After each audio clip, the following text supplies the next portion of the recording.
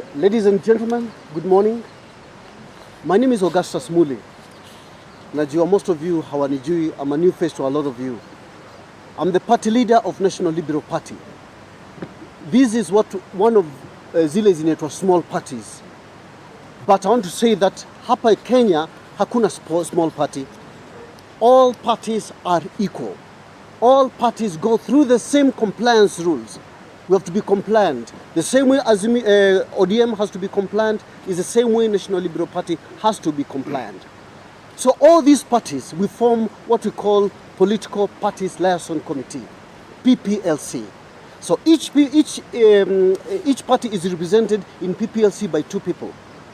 So in the new act, the Iebc Amendment Act 2024, this organization, PPLC, was given 3 slots to choose people who will be sitting in the Iebc selection panel.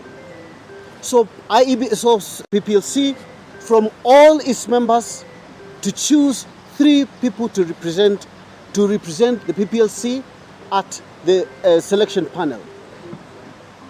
So on Friday, the whole team congregated in Machakos for that election.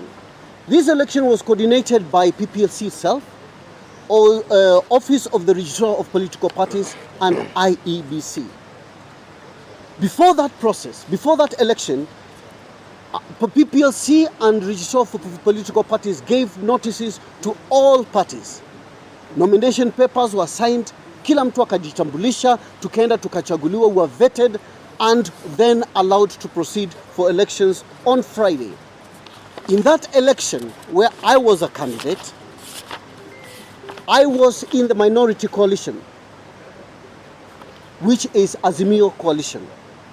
In that coalition, we were 2 candidates, myself and 1 candidate from Wiper Democratic Party called Dr. Kokimuli. At the end of that exercise, I emerged the winner. Out of the 23 political parties in Azimio, out of 23 parties, all of them voted. Out of that, I got 16 votes. My colleague from Wiper lost with 7 votes. This is the certificate that was issued on that day. This is a polling station results form showing how many votes each of us got. At the top here, Kokimuli got 7 votes. Augustus Chalomuli got 16 votes. This form was witnessed by Koki's agent, who has signed here, Rosa Wangu from NAK Kenya, and my agent was John Mwangi of Ubuntu Party. I won 16 votes against 7. These are the nomination forms that had been presented to us. Everyone signed, all parties signed this. So it's a big surprise when yesterday we see in the news that Azimio has decided to change my name and replace me with that of the person who lost to me. And this is a surprise to all of us. PPLC is an independent body. We have been given 3 slots. Those slots have not been given to Azimio. They've not been given to Kenya Kwanza. They've not been given to any party. They've been given to the coalition of political parties, PPLC. And PPLC now will choose from. The law does not ask Azimio to choose for them, for PPLC. And PPLC members chose me. And I've got all the documents to show that. Now, what you see yesterday is what we call highest impunity, corruption, where one Junet Mohammed and the Wiper Party, led by Kalonzo Musyoka, purport to talk for the majority of Kenyans. They cannot go against the rule of law. The law was in place. I won fair and square. 16 votes against 7 votes. You can't beat that. You can't cheat that. There is nothing you can do about that. If they felt aggrieved, the law is very clear. They could easily have gone to court. but you don't come and show us that you are the big person, that NLP is a small party and can be thrown around. They even say that we are non-parliamentary. PPLC was created especially for the non-parliamentary parties. It was created especially for the parties that are not represented in the parliament. Because in parliament, there are 2 slots for majority and minority.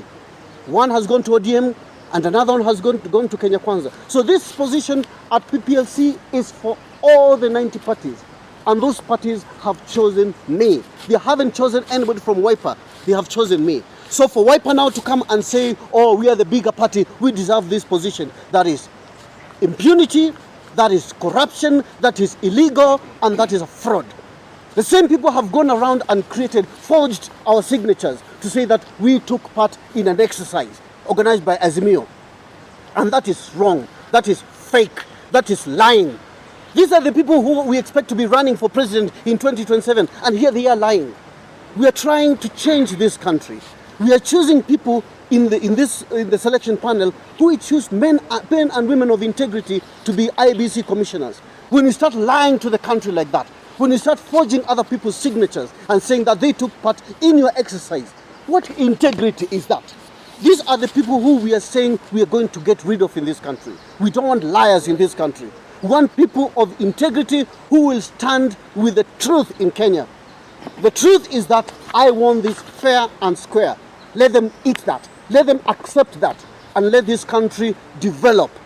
This country is not made for the same old leaders. The same people who've been in authority, in power all these years, they want to cling onto it. But we are saying no. The people have chosen me. I am new in politics, but they have said they will go with me because they have tested me. They have seen what I can do. They have seen that I stand for the truth. I stand for integrity. I am not in the league of liars that we are seeing in Azimio. This is my statement. Mr. Augustine, one question. Yes. Yesterday, Wiper argued